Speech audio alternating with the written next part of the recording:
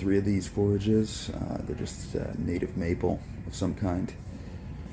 But as you can see, the one on the bottom is actually the largest, probably the oldest. Second biggest is at the top, and the smallest is in the middle. But if you notice, the 2 bigger ones have a gnarly taproot, so it looks like it's lost most of its root mass on both of them. That being said, I'm probably going to clean up some of that dead wood and shorten them as well. I will be leaving some foliage to regenerate some of that root mass, hopefully. Whereas that middle one actually has a pretty substantial root mass going on. It's fairly radial. I might keep that mostly as is and refine it, but since it has a bit more anchorage, I might leave this one tall. Right, see how it goes. Keep in mind they are on a balcony, so it does get kind of windy, but they'll get some morning sun, and we'll see how they go. There is a bit of dead wood on this one,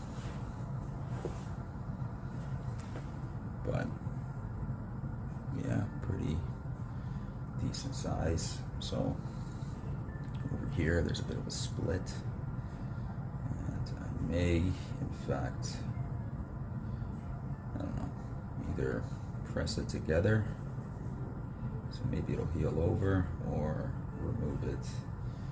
This taproot was, shuffle was a little dull, so they were taken out quite aggressively. Taproot is being just chewed up. All that needs to be cleaned up. Some dead wood, remove a section, see how it goes.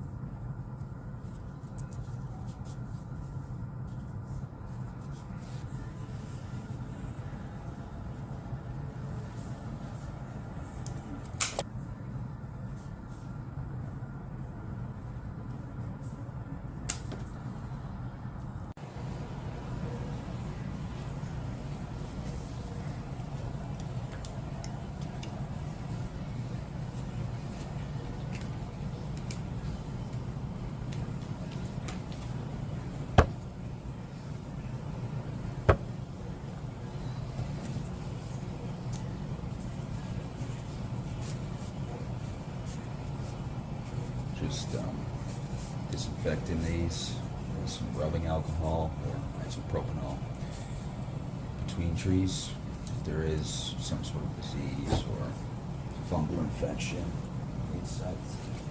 This one's just been sitting in some water, and there's a lot of damage there. this.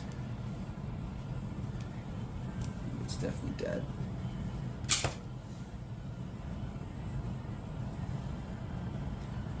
I mean, this is dead as well, probably. It's dead. Most of the bottom here looks completely dead to me.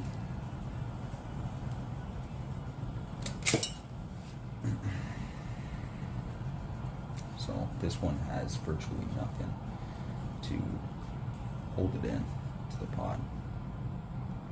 We got some dead wood here.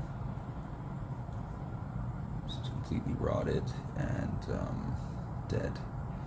But it looks like maybe some kids were messing around with this tree at some point.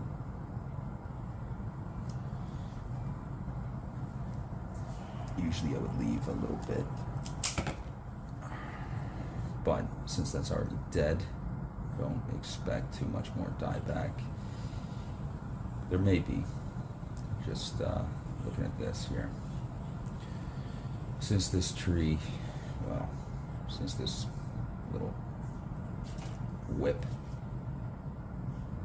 doesn't have very many roots to hold in place, what I'm going to do is I'm going to shorten it to maybe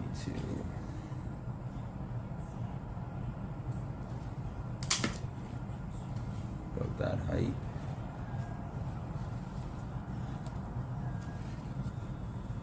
Just give you a better look. Over here I just have some wood glue. Add a little bit of cinnamon to this.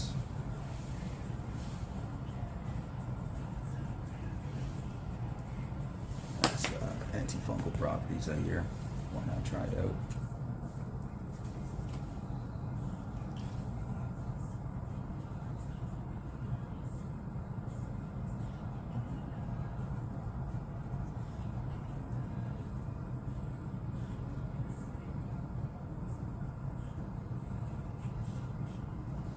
Might try that one for cutting with multiple.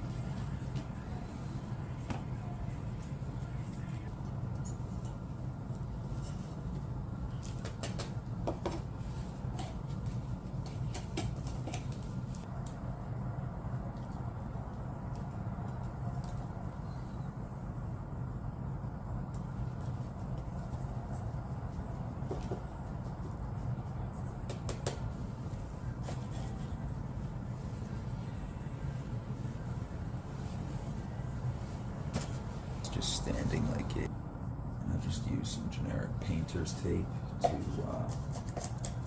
hold that broken root together. I imagine that'll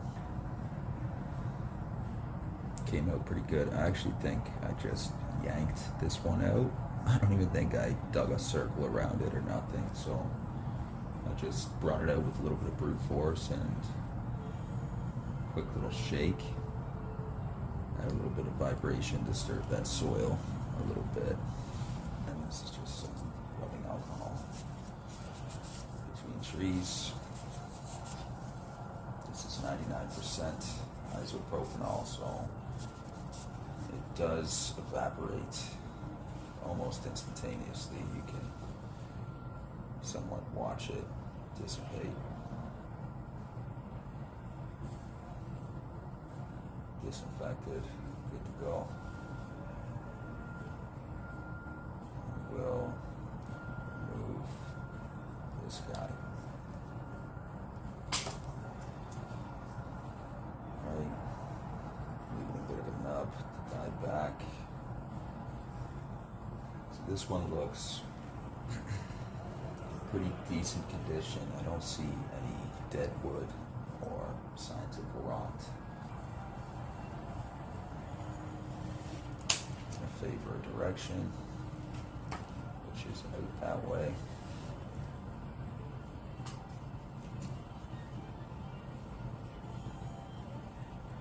These are bare rooted and washed.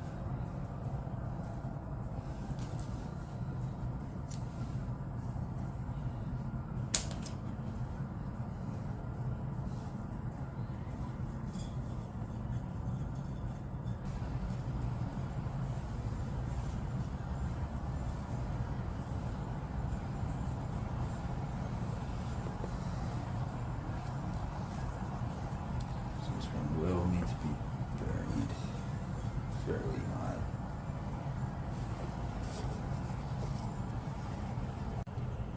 Can't cut out on you.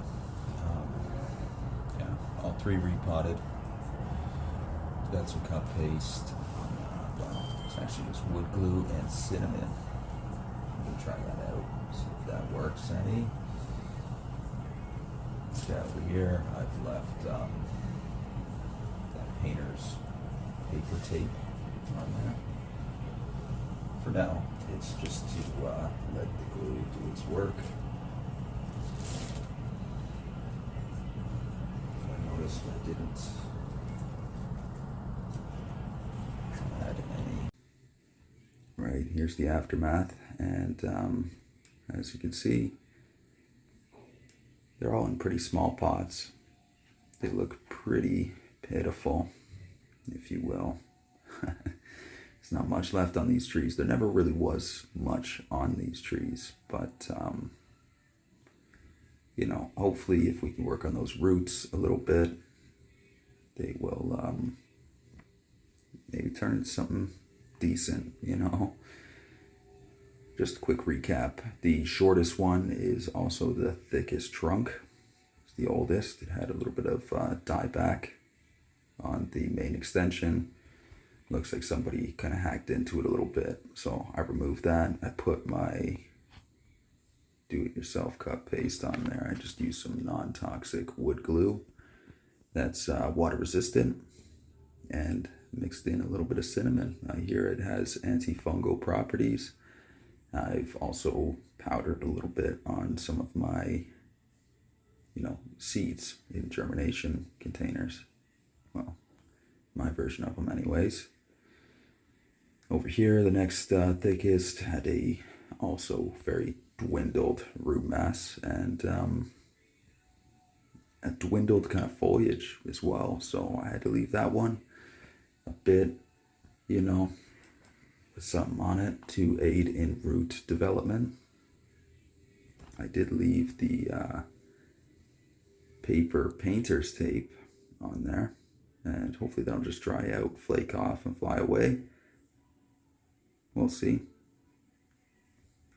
But over here, this guy has the most potential out of these three forages, and it already had a bit of movement in that trunk.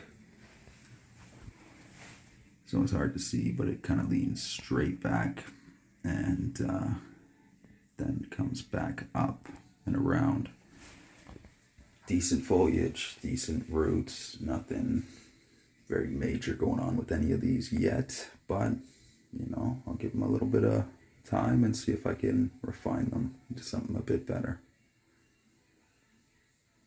So I've watered these in about 4 times in the past 15 minutes, and I'm about to put them outside.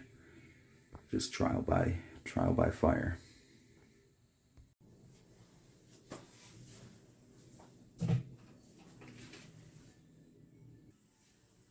And one more water.